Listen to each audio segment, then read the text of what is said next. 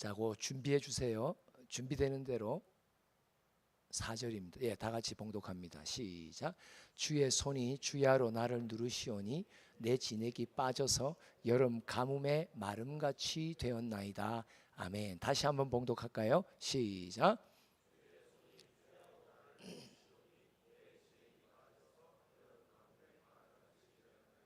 예, 이거는 이제 하나님의 징계를 받는다고 말하죠. 하나님의 자녀에게는 자녀가 아닌 자와 특별한 차이가 있는데 그게 징계입니다. 징계가 없는 자는 친자식이 아니라고 말합니다. 신명기에도 나와 있지만은 히브리서 12장에 나와 있습니다. 그러니까 우리가 신앙생활하는 하나님의 자녀들은 반드시 하나님의 매를 맞습니다. 매가 없는 자녀는 하나님의 사랑받는 친아들, 딸이 아닙니다. 그러니까 매를 맞는 삶이 내가 하나님께 속해 있는 자녀라는 증거입니다. 이 증거가 우리 모두에게 있습니다. 없을 수가 없어요. 진짜라면 호적에 등록되어 있다면. 근데 호적에 등록되어 있지 않으면 아버지가 별 관심을 갖지 않습니다. 친자식은 바르게 자라게 하려고 매를 대십니다. 그래서 우리의 삶 가운데 원치 않는 고난이 있는 것이죠. 띄워주세요. 4절. 주야로 누르신다고 말합니다. 그러니까 쉼 없이 때리십니다. 내 진액이 빠져서 여름 가뭄에 마름같이 아주 그냥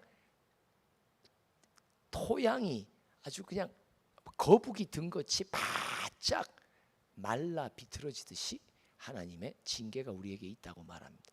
하나님의 징계는 어떻게 나타날까요? 이사야 9장과 10장에 걸쳐서 보면 첫째 어떻게 나타나냐? 사방에 대적들이 등장합니다. 두 번째, 내가 선택할 기로 속에 답을 제공해야 될 내 주변의 하나님의 일꾼들이 어둠에 막힙니다. 그래서 나한테 가야 할 길 답을 제시하지 못하도록 나와 관계돼 있고 내가 양육받고 목양받는 분들에게 어둠을 깔아서 나한테 어떤 답도 하나님의 뜻을 모르도록 만들어 버립니다. 그러니까 하나님의 내가 갈 길을 밝히 보이지 않으시고 내 마음에 나 어떻게 살아가야 되지? 무엇을 선택해야 될지 내가 잘 모르고 물어볼 수 있는 사람도 없고 물어봐봤자 그의 입에서 답이 안 나오는 사람, 이게 바로 하나님의 징계 중에 하나입니다. 그러니까 흑암에 쌓입니다. 어디로 가야 될지 모른단 말이에요.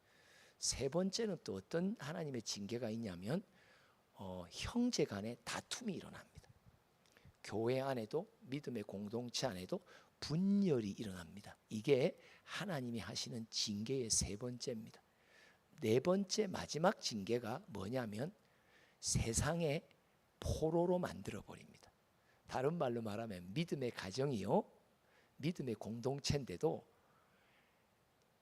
지체들이 모여서 하는 이야기들이 다 세상에 영혼이 팔려 있는 말들만 합니다. 아파트 시세 이야기하고 정치 이야기하고 경제 이야기하고 믿음의 가족들이 식탁에 어쩌다 한번 모여도 세상에서 성공해야 되고 어떻게 하면 돈을 잘 벌고 왜 돈을 잘 못 벌어오고 만사가 세상사를 이야기하는 거, 그 가정과 그 심령이 바로 징계받는 심령입니다. 왜냐하면 세상에 잡혔단 말이에요. 포로가 됐단 말이에요. 사실 우리가 가만히 이 말씀 앞에 서보면 우리가 징계 중에 있습니다. 징계라는 게 뭐 건강을 치시고 우리가 볼 때는 막 안 되게 되고 막 이런 어떤 가시적인 현상들도 있지만 이사야 9장과 10장에 걸쳐서 나오는 네 가지 하나님의 매를 보면 우리의 삶 속에 신기한 게 나와 관계 좋았던 사람들이 분열되고 나를 공격하고 이런 일들이 바로 징계입니다. 그리고 내가 하나님의 뜻을 알기는 원하는데 알지 못하도록 내 주변의 목양자들을 다 흑암에 가두어 버립니다. 그래서 내가 답을 모르도록 만드십니다. 그리고 또 형제지간의 분열, 화목이 깨어지고 결국 마지막에는 내 생각과 마음 자체가 아예 세상의 포로가 되도록 만듭니다. 이게 하나님의 징계입니다. 여러분 스스로 잘 보세요. 징계 중에 있는지. 내가 입을 열 때마다 세상 만사에 대한 빠꾸미가 되어서 이야기하는 사람이라면 포로된 사람입니다. 이게 바로 징계입니다. 그러면 여러분 삶의 고난, 하나님이 주시는 징계가 내게 왜 올까? 그리고 왜 이 징계가 내게 이렇게도 계속될까? 여러분 징계가 아주 하염없는 터널같이 느껴질 때가 있거든요. 왜 이렇게 계속 내 인생 속에는 공허함과 혼돈과 흑암이 둘러 진치고 있을까? 이유가 있어요. 자, 2절 말씀 한번 봅시다. 왜 계속되는지 시작. 마음에 간사함이 없고 여호와께 정죄를 당하지 아니하는 자는 복이 있도다. 여기서 간사함이라는 말이 참 중요해요. 이게 어떤 의미냐? 이 32편 속에서 정의를 보면 5절을 봅시다. 다 같이 읽어봅니다. 시작. 내가 이르기를 내 허물을 여호와께 자복하리라 하고 주께 내 죄를 아뢰고 내 죄악을 숨기지 아니하였더니, 여기서 숨긴다는 말이 나오죠. 간사함이라는 것이 무슨 뜻이냐면 숨긴다는 뜻이에요. 첫사람 아담과 하와가 범죄하고 난 뒤에 자기 스스로가 숨죠. 그리고 무화과 나무 잎으로 자기 죄를 가리죠. 이게 간사예요. 숨긴단 말이에요. 왜 나에게 주시는 하나님의 매가 왜 이렇게 길게 갈까? 길게 가는 이유가 있습니다. 죄를 숨기기 때문입니다. 죄를 정직히 고백하지 않기 때문입니다. 근데 중요한 거는 우리는 내가 지은 죄인데도 내가 무슨 죄를 지었는지 몰라요. 참 신기해요. 내 마음과 생각 속에 들어있는 죄악의 씨인데도 어떤 씨가 있는지 난 몰라요. 그래서 중요한 게 뭐냐? 하나님께 물어보셔야 돼요. 하나님, 제가 무슨 범죄를 저질렀습니까? 내가 내 입으로 지은 죄인데도 몰라요. 제가 하나님과 새벽을 깨우며 교통하면서 받는 가장 큰 복이 뭘까요? 내가 어제 밤까지 하루 종일 저지른 죄인데도 내가 모르고 있어요. 근데 주님이 가르쳐 주세요. 너 그 말 한마디 속에 가시가 있었구나. 너는 그 말 한마디에 네 자랑이 들었다고. 아주 하나님은 내 마음과 생각과 나의 일어섬과 나의 모든 행동과 너의 누움과 너의 잘 때 꾸는 꿈까지도 나를 훤히 들여다보고 계세요. 나는 내가 저질러 놓고 잊어버렸는데 하나님은 다 기억하세요. 그래서 가르쳐 주세요. 이게 최고의 복이에요. 그러니까 여러분 물어보세요. 하나님, 제가 무슨 죄를 지었습니까? 또 하나님, 내 안에 언제든지 죄를 지을 수 있는 죄의 씨가 어떤 것들이 있습니까? 물어보시면 주님이 가르쳐 주세요. 그래서 자복할 수 있게 해주세요. 그리고 감추지 않도록, 숨기지 않도록 도와주십니다. 왜 우리 가정, 내 개인의 인생 속에 징계의 매의 기간이 자꾸 하염없이 길까? 이유가 있습니다. 숨겨서 그렇습니다. 죄를 숨기고 자복하지 않기 때문에 그렇습니다. 근데 왜 숨길까요? 이유가 있어요. 우리 모두는 원죄를 가진 DNA가 있어요. 이 원죄를 가진 자의 특징이 뭐냐면 스스로를 괜찮은 사람이라고 보이고 싶어 하는 거예요. 이게 문제예요. 이게 문제예요. 사람들 앞에서 나 자신에게 나 괜찮은 사람이야, 나 선한 사람이야, 나 의로운 사람이라고 스스로가 여기고 사람들이 그렇게 봐주기를 원하는 이 욕구가 우리 안에 있어요. 이게 우리로 모든 죄를 감추게 만들어요. 왜요? 내가 자복하면 스스로에게도 뭐예요? 부끄럽잖아요. 수치스럽잖아요. 나는 나 스스로도 괜찮은 사람이라고 여겨왔는데 내가 뜬금없이 자복하고 내가 뜬금없이 고백해버리면 내 자존심이 어떻게 돼요? 내가 의로운 사람이요, 내 선한 사람이라고 하는 내 나름의 자존심, 어린 시절부터 부모로부터 학교에서 교사들로부터 계속 교육받은 게 바르게 살아야 된다고, 바른 사람이 돼야 된다고. 우리는 항상 여기에 강박관념에 시달립니다. 그래서 남들이 혹시 나를 어떻게 생각할까, 이 다른 사람의 눈에 우리는 굉장히 민감합니다. 그들이 나를 어떻게 평가할까? 그들은 어떻게 평가해 줄까? 학생들은 나를 보고 어떤 평가를 할까? 동역자들과 학부모들은 나에게 어떤 평가를, 여기에 굉장히 민감합니다. 그래서 우리는 뭘 지키길 원하냐? 나 괜찮은 사람이야, 나 선한 사람이야, 나는 의로운 사람이라고 하는 자기의 그 임프레션, 인상, 그런 어떤 좋은 어떤 자기의 어떤 그런 인상을 끝까지 지켜내려고 하는 몸부림이 우리에게는 있습니다. 그래서 정직히 고백하지 못하는 것입니다. 오늘 제목입니다. 나는 선하지 않습니다. 따라, 나는 선하지 않습니다.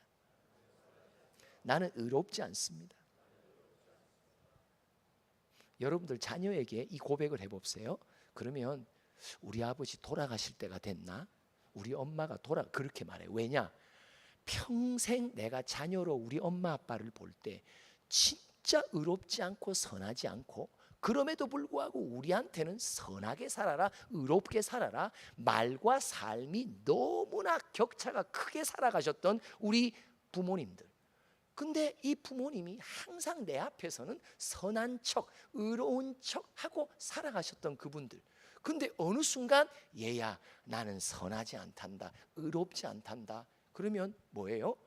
와, 청심환을 미리 먹여놓고 이 고백을 해야 돼.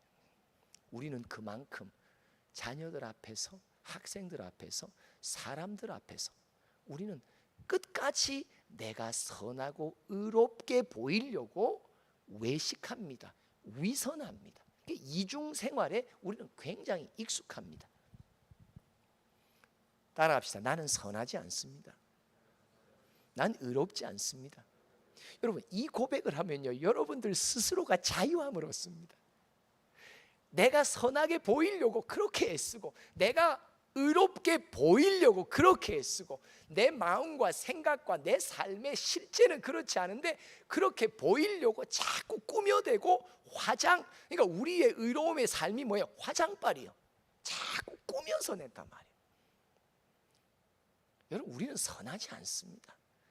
다 압니다. 동역자들이 내 선하지 않는 거 다 압니다. 서로 인사합시다. 나는 죄인입니다.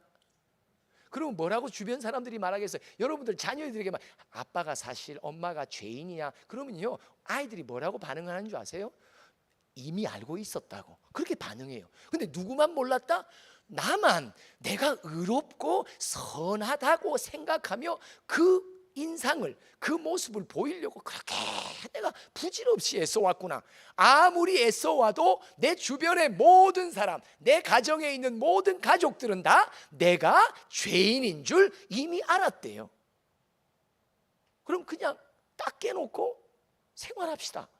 따라합시다. 나는 선하지 않습니다.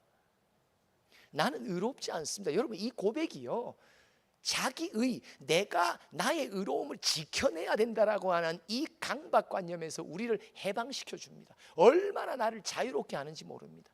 나는 선하지 않습니다. 안 따라하세요?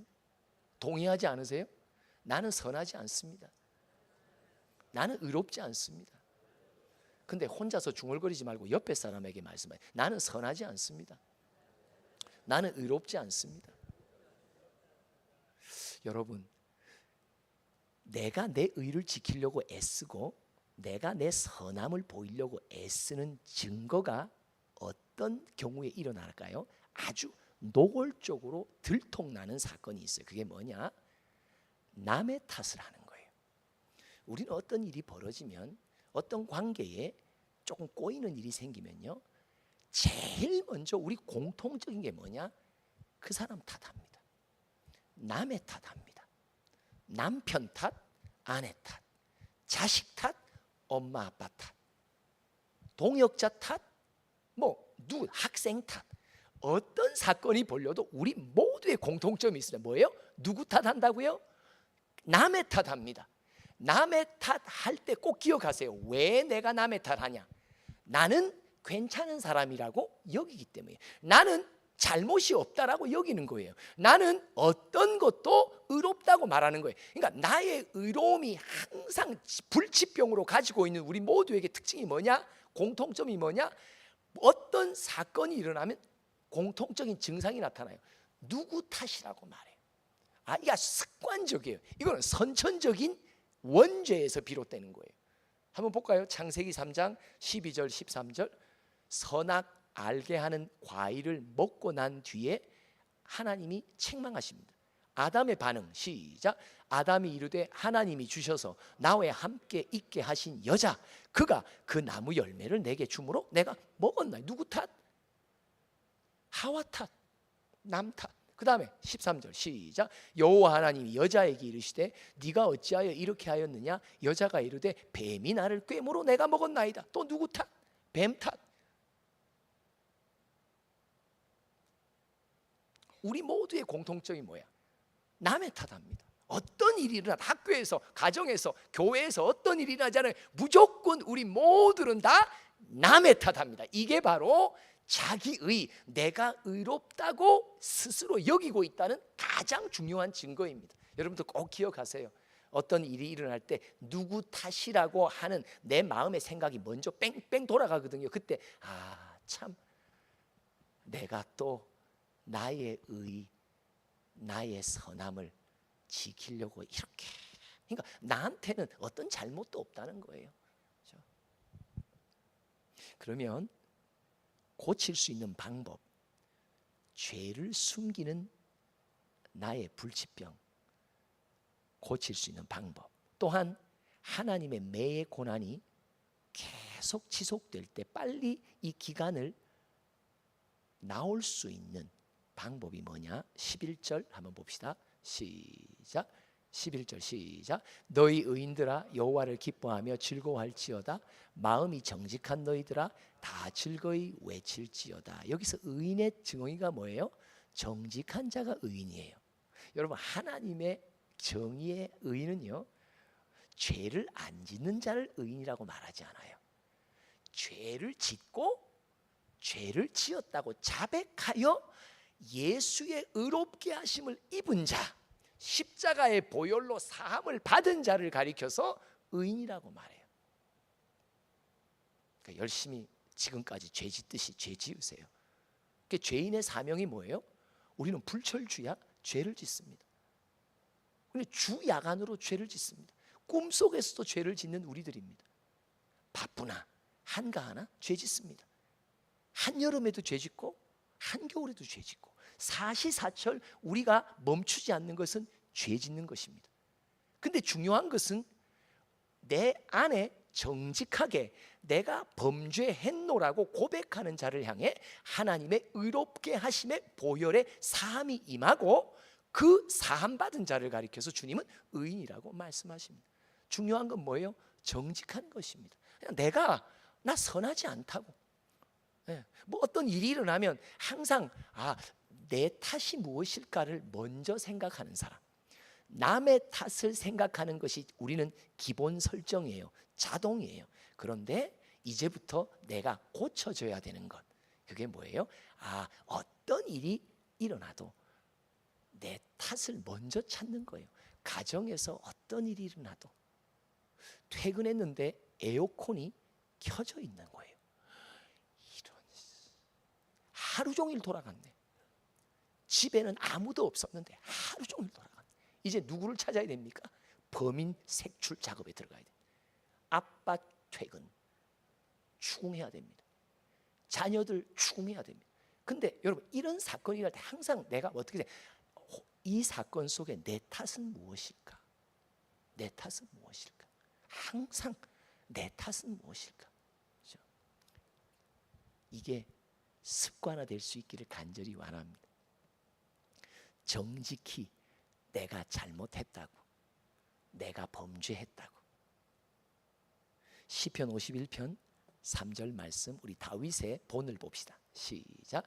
무릇 나는 내 죄가를 아오니 내 죄가 항상 내 앞에 있나이다. 이 고백의 핵심이 뭐예요?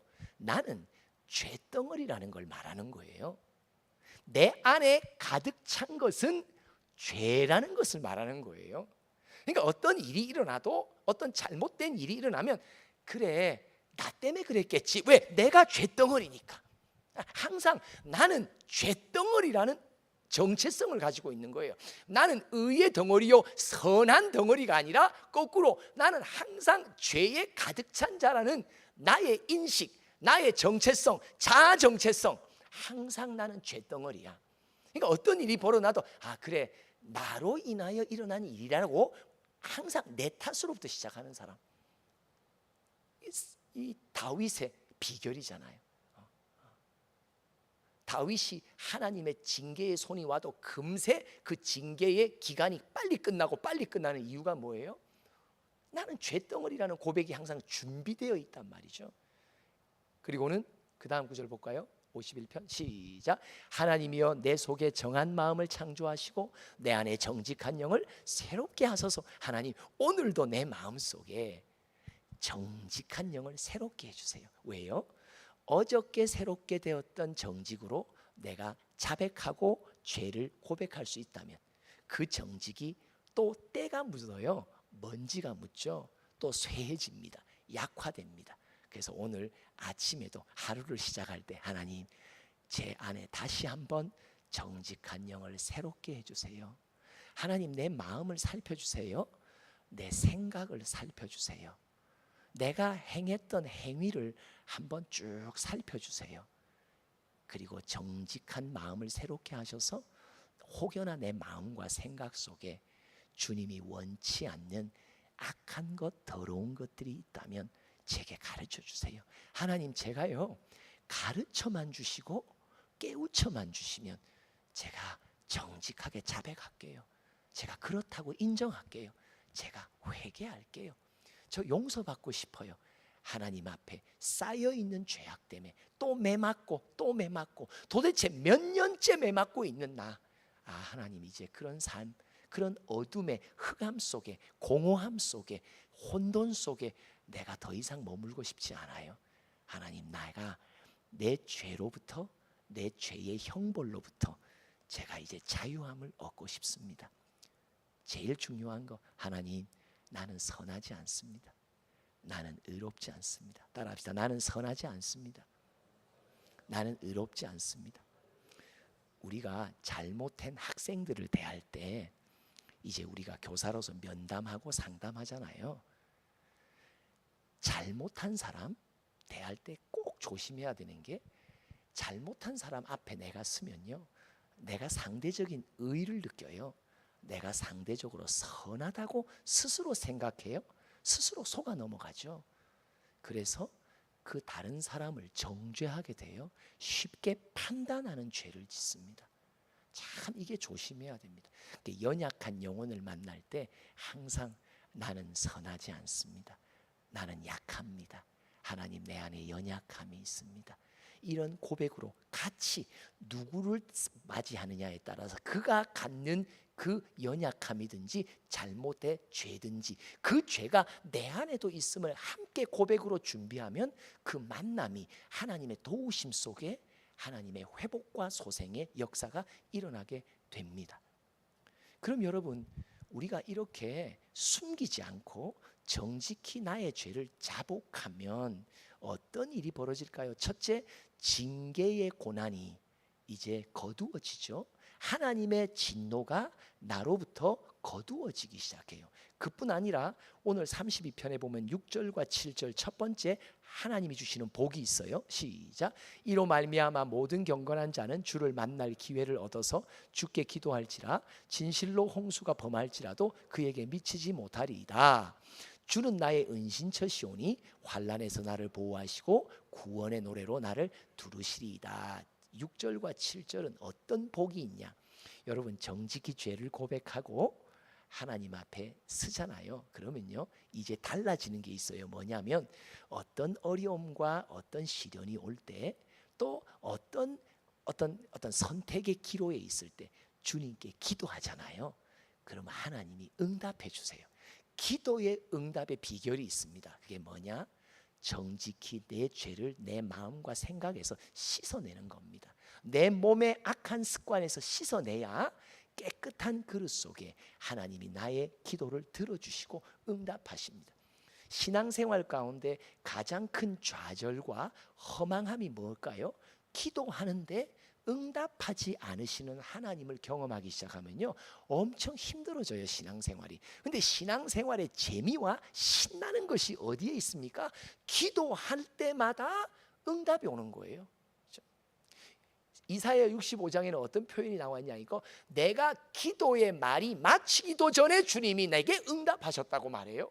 와, 누군가는 기도가 끝나지기도 전에도 응답을 받는데 나는 몇 달, 며칠, 몇 개월 동안 기도해도 응답이 없어. 왜 그럴까요?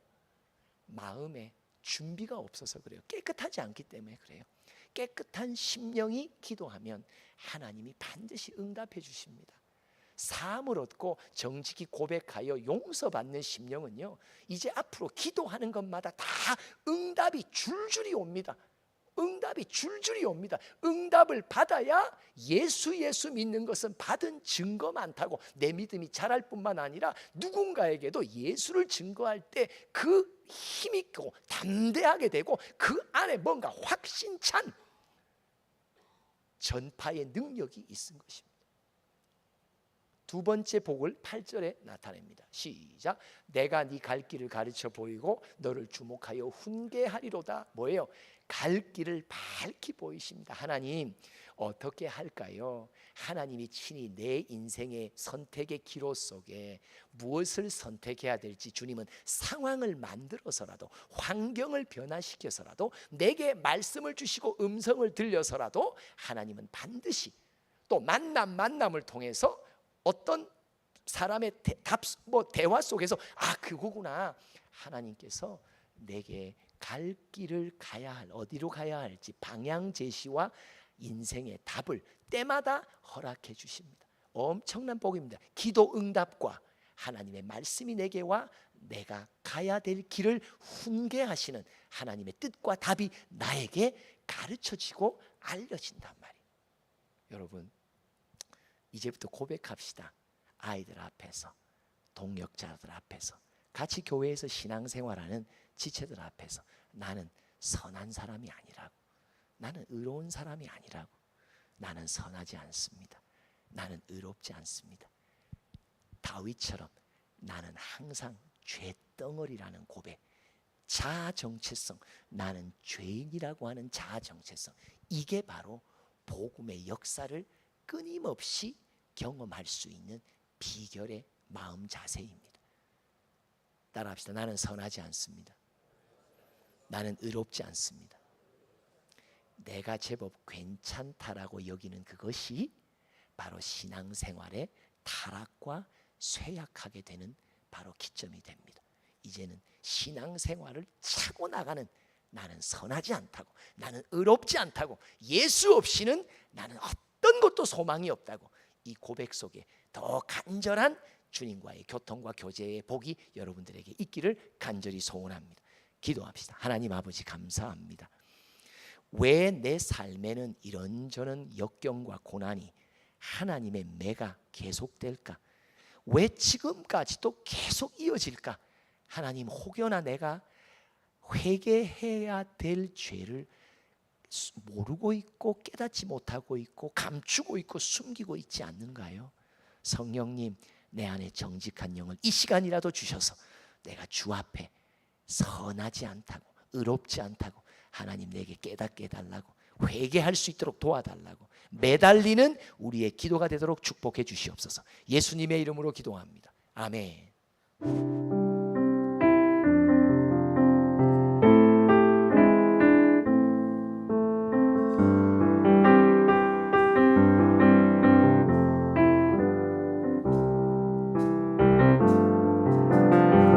나는 죄인입니다.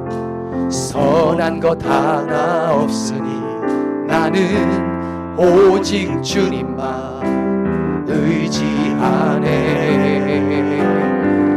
나는 절망합니다. 아무 희망 없으니 나는 오직 주께만 매달립니다. 아멘. 주 없이 살 수 없네. 주 없이 살 수 없네. 나 혼자는 못 서리. 힘도 아니요 등도 아니요 오직 주의 성령으로만. 오직 예수님만이, 오직 예수님만이 나를 살게 하시니. 오직 주님만 의지합니다. 오직 주만 바라봅니다. 1절 다시 한 번 더. 나는 죄인입니다. 선한 것 하나 없으니 나는 오직 주님만 의지하네. 나는 절망합니다. 아무 희망 없으니 나는 오직 주께만 매달립니다. 아멘. 주 없이 살 수 없네. 주 없이 살 수 없네. 나 혼자는 못 서리. 힘도 아니요 등도 아니요 오직 주의 성령으로만. 오직 예수님만이, 오직 예수님만이 나를 살게 하시니.